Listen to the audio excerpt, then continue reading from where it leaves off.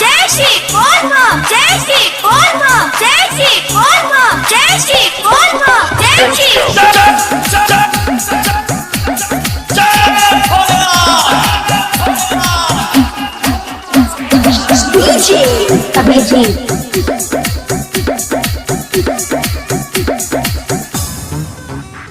भोले के नगर दूर है पर जाना बहुत जरूर है।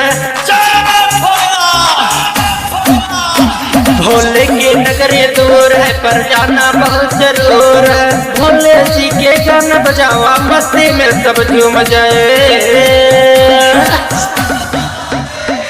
बूटी पिलाता शंकर जी के मूड सबके पहुंच जाए। भोले जी के गाना बजावा मस्ती में सब झूम जाए। बोल बम जय श्री बोल बम जय श्री बोल बम जय श्री बोल बम जय श्री बोल बम जय श्री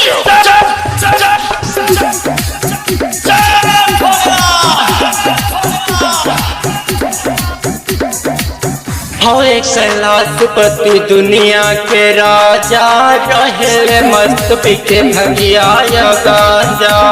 सबके रखवाले हैं तीरे लोगी इनकी जटाओं से गंगा है बहती। रिम झिम बरस बदरिया सबके दरिया भीग जाए।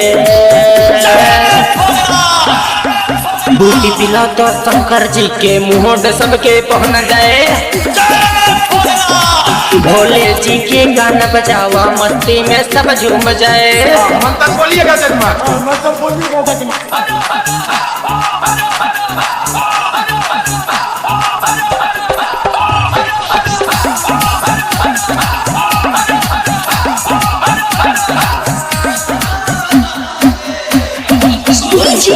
अभिजीत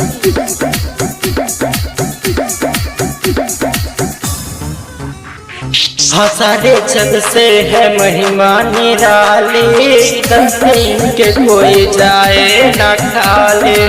राइटर राम जी दिया तो लिखे मुस्काए। हर के राजा सबको गा के सुनाए।